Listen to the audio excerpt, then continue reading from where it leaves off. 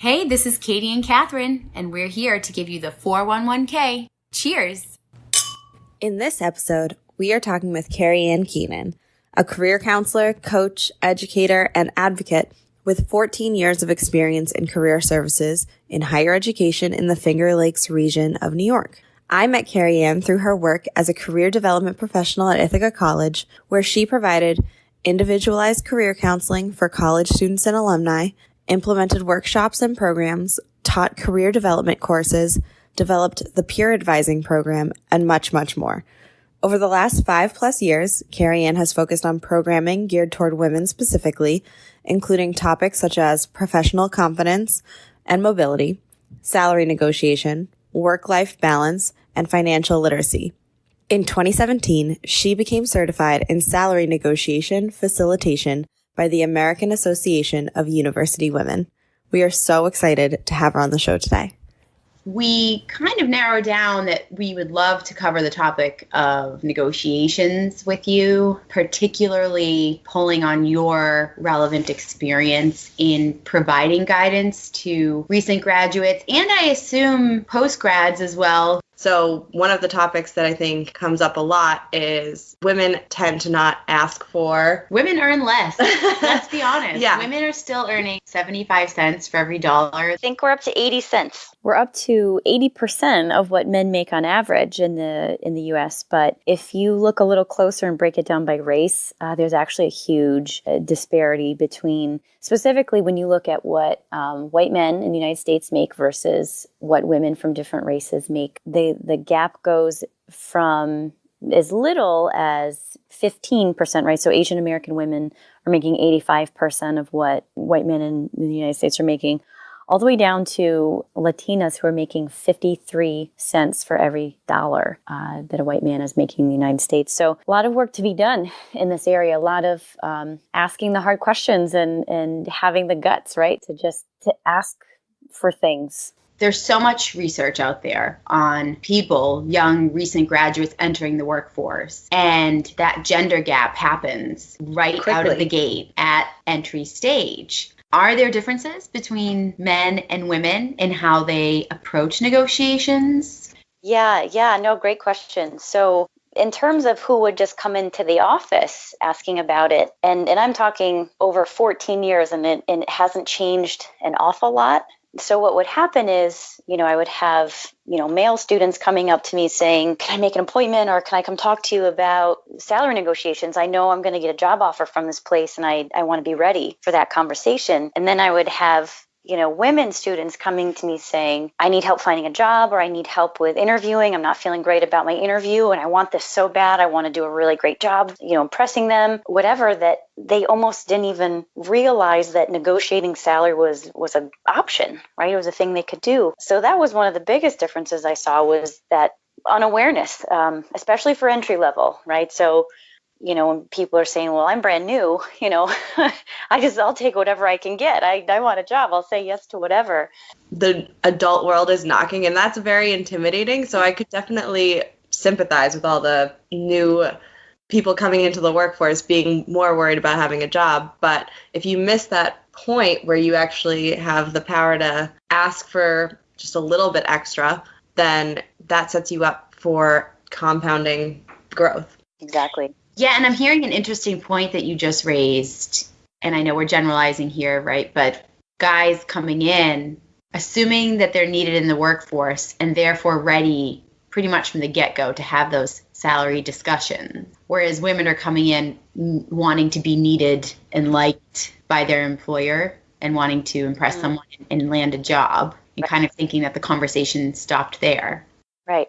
It's fascinating, right? It points to some cultural norms, some socialization, and how I have done a bunch of research on this in particular, where, the differences in socialization when it comes to asking for things for yourself.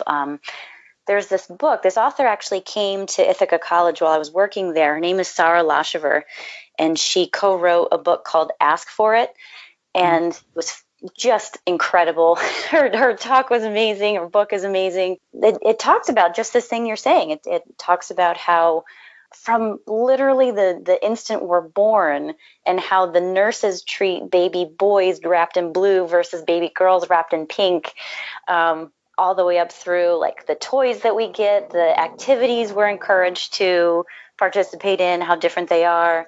You know, boys are kind of trained to do leadership roles and risk-taking, you know, activities and games and things, and women or girls are taught to do the things that take care of other people and fix things, you know. So it's no wonder, it's no surprise at all that by the time they're 22, getting ready to graduate from college, that the boys are saying, yeah, I've been ready for this my whole life. I am ready to ask for more money and whatever, benefits, perks, whatever. And women are saying, I just want a job. Tell me I get a job, I'll say yes. Do you think that at that point, are women setting themselves up to automatically be on the back foot?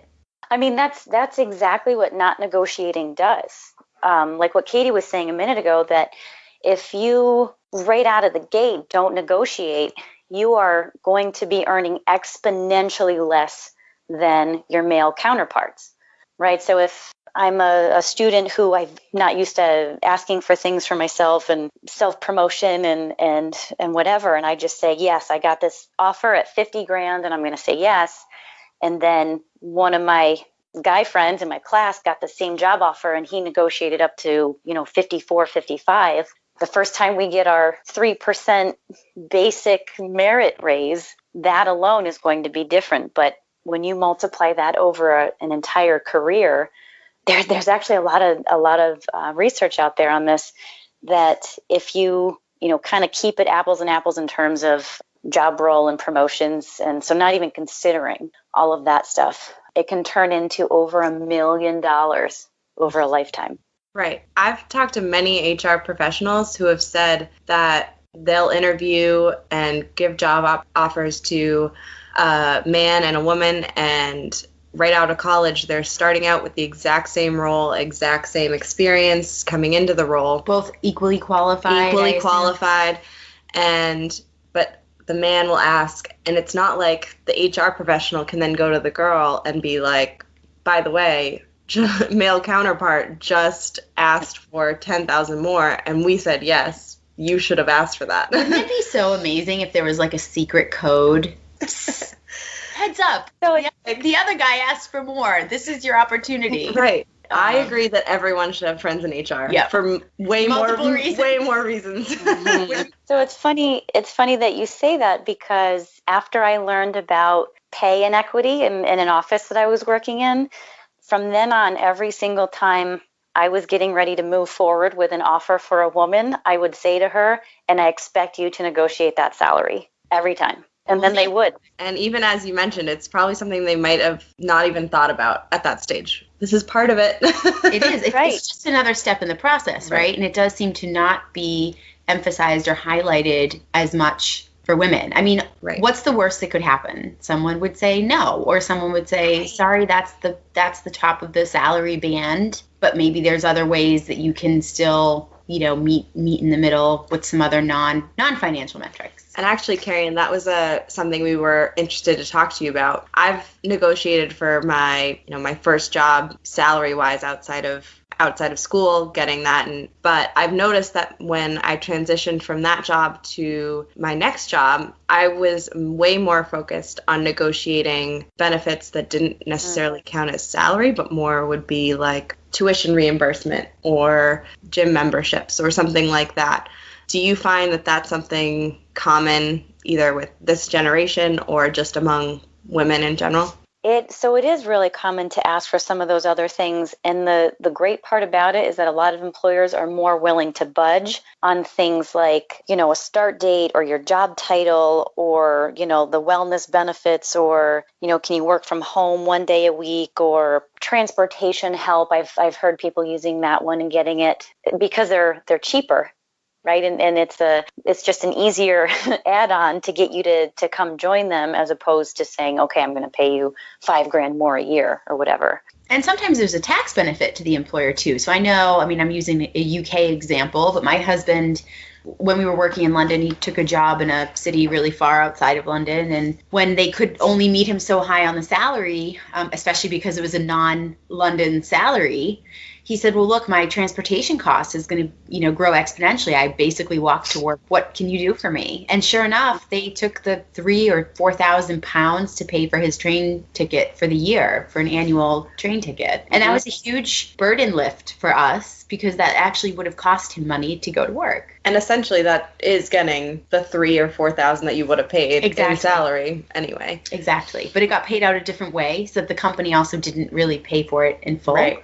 So it was just a mutually beneficial arrangement. Right. Yeah. So you don't know if you don't ask. Like, those things could be very easily negotiable, and they're just sitting there, and you don't know if you don't ask the question. I remember when I moved from London with my company to New York, Europe has much better vacation packages. I think I had like 26 days automatically. Wow. As a pretty junior person. It's just expected. And I was coming to the US and it was 15 days. And I felt like I was losing something, even though I was getting a pay rise by moving over to the US. I tried to negotiate getting more days added to my package, and they just wouldn't budge on it, because it was a level-based thing. Yeah. Like, you have to make manager before you can get X amount of days. But I ended up asking if I could add the equivalent of what that would have cost me to buy those days, those additional. Oh. And I ended up getting it. They definitely, I think, saw it as an easy fit. It was just easier than trying to bend the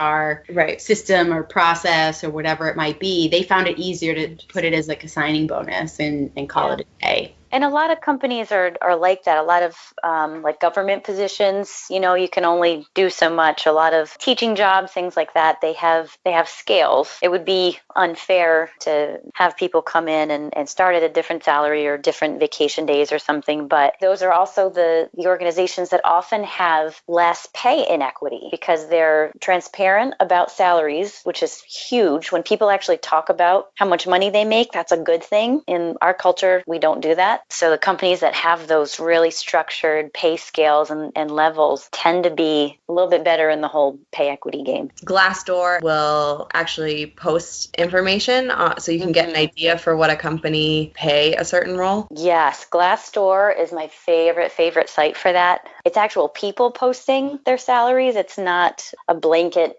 company thing saying like, this is what we pay everybody, or right.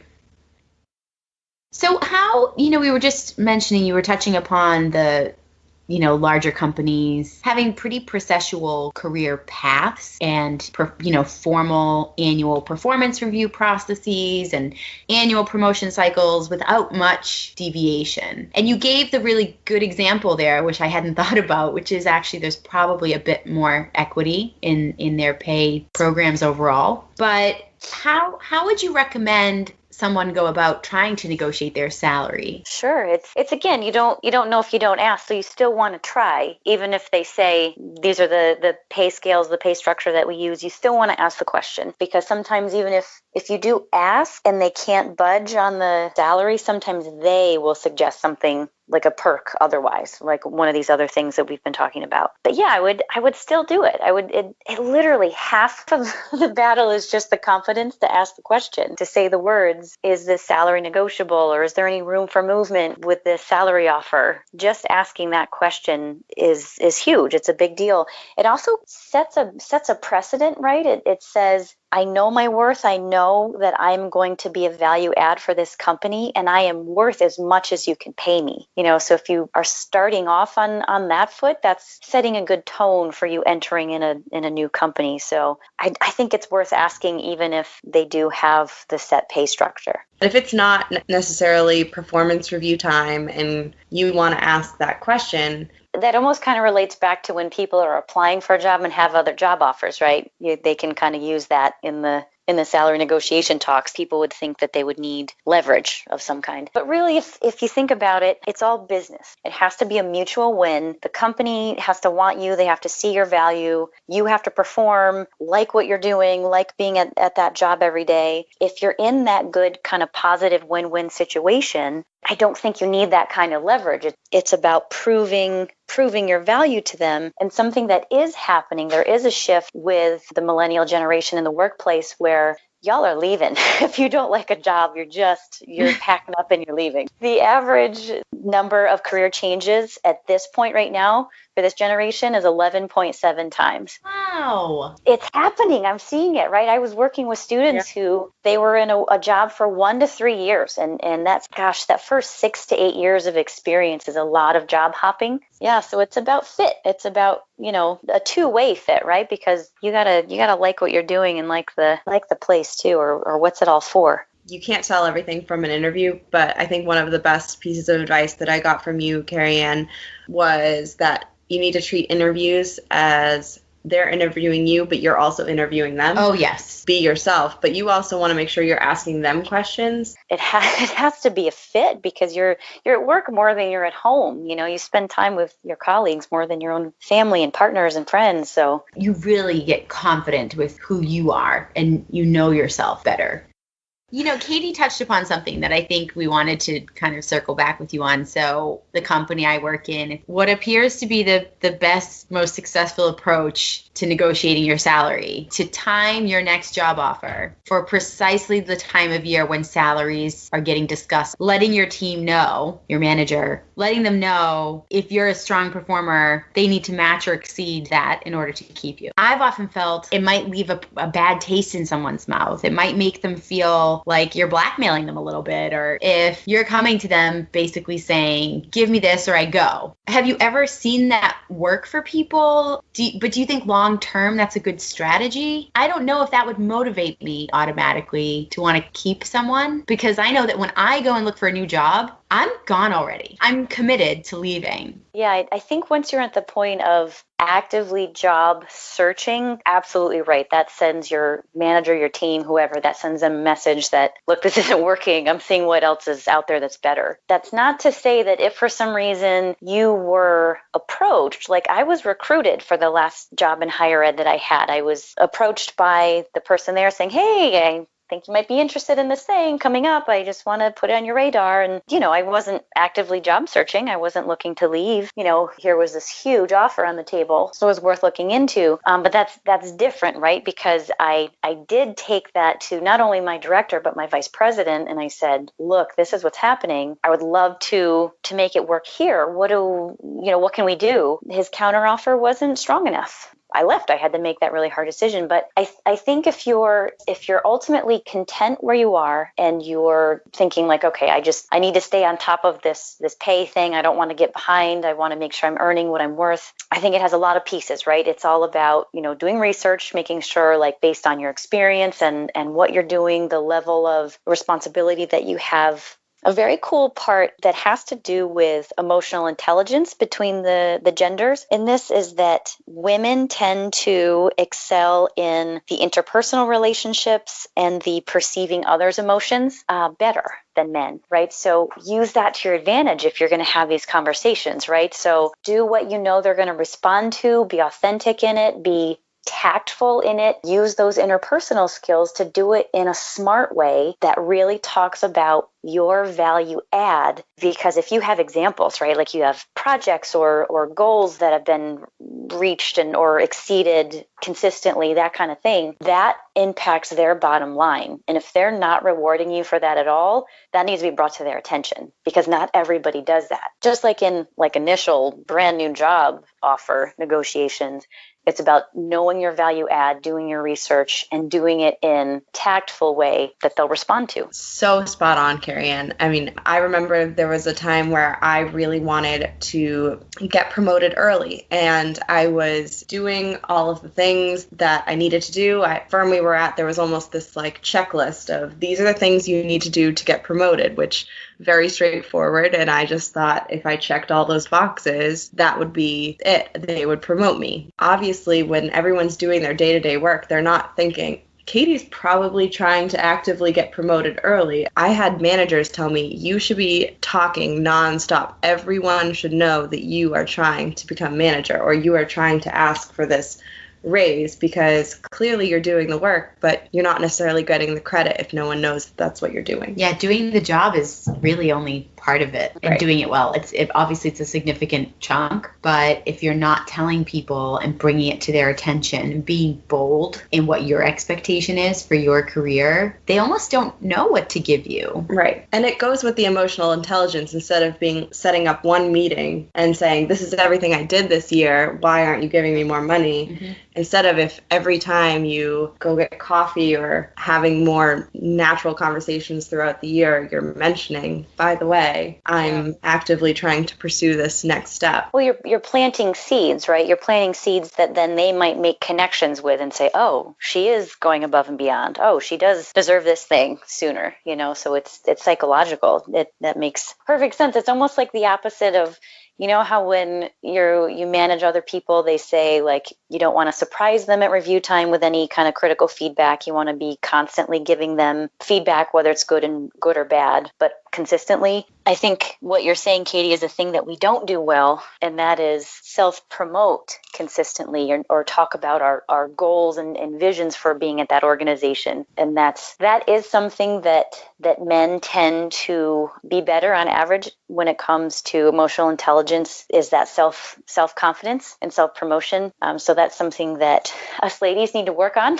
I feel like I need to go ask work for more money right now. Yeah, good. Do it. Right? It's something that I have watched other people do and be successful at. And unfortunately, you don't only get promoted on merit alone. And part of it, too, I think, is understanding game that you're playing. Mm-hmm. So I jump into this organization that's very big and very structured, and I don't know that review time is in July, which means I need to be having those conversations before July. Then you've almost missed your opportunity. But then, if you jump into an organization that has very little structure, you need to know how to still pass go and collect $200. You know what I mean? Yeah, navigate. And you learn by seeing it or doing it, right? So either, like Catherine, to your point about seeing other people do these things and be successful at it, that's how we learn. Because if you don't have somebody teaching you all along the way, how you don't know what you don't know, it really speaks to the whole women needing mentors. That's also a thing that we don't talk about enough. Historically speaking, men have men who help lift them up. They know a guy who knows a guy who,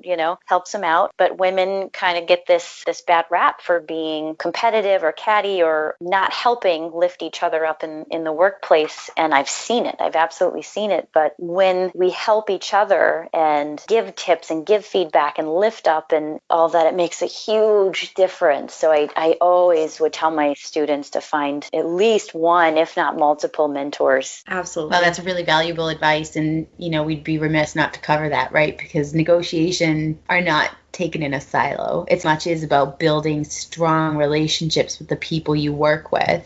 You just have to have the confidence to ask the question. And then once it happens, once you do it and it happens, then there's no going back. It's like cruise control. Like, I'm never going to not have cruise control in my car again. Mm-hmm. I'm also never going to not negotiate a salary again. So you learn by doing it. Working with my company right now, they see me working every day. They know I'm trying to go above and beyond. I can point to specific examples of why I deserve XYZ raise or promotion. How would you suggest new graduate to advocate for themselves and ask these questions when these employers don't necessarily know them? That's a great question, because it's how do you prove your value add to a company and cover letter and interview? You have such a limited amount of time and space and ways to do that. But I would say a few things. I think that being authentic in the process is really important.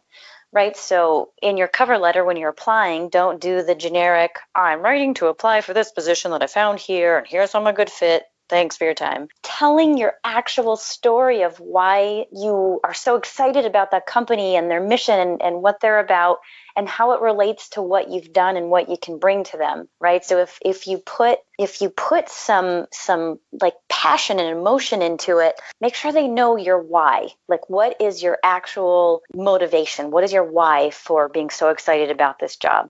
you're showing the passion in the cover letter. You're giving examples of things that you've done that directly relate to what they would need you to do. And that's what gets their attention. And then, so hopefully you get the interview. And so this is huge for entry-level folks, especially because I'm entry level, I don't have the experience, but I need experience to get the first job, chicken, egg, what comes first. But if you, in the interview, are prepared with examples, very, very specific examples of how you've done things that they're looking for, because if you go in there with broad, sweeping terms of I'm a great leader and I'm a good team player, that means nothing. Anybody can just say those words. I think for people starting off on the job search, it's really important to convey, here's my authentic self, why I'm actually excited about this. And here are specific examples from my experience, from my schooling that relate to what you would need me for. And that helps build your case, right? It's all evidence towards here is why I'm a value add for your company. I've interviewed a ton of people. You can very quickly decipher and suss out who has listed every organization they've attended, once or twice, versus the people who have picked those one or two or maybe three causes that they're super passionate about, engaged in, enthused by, excited to participate in, because the quality of the examples they're able to provide are exactly that. They're unique, they're personal, and they do talk about, ultimately demonstrate the value they're going to bring to my team or to my projects that I'm working on and to my clients. Thank you for sharing your knowledge and your story with us. You've been listening to the 411K. Tune in for more podcasts and follow us on Instagram at @the_411K. Cheers!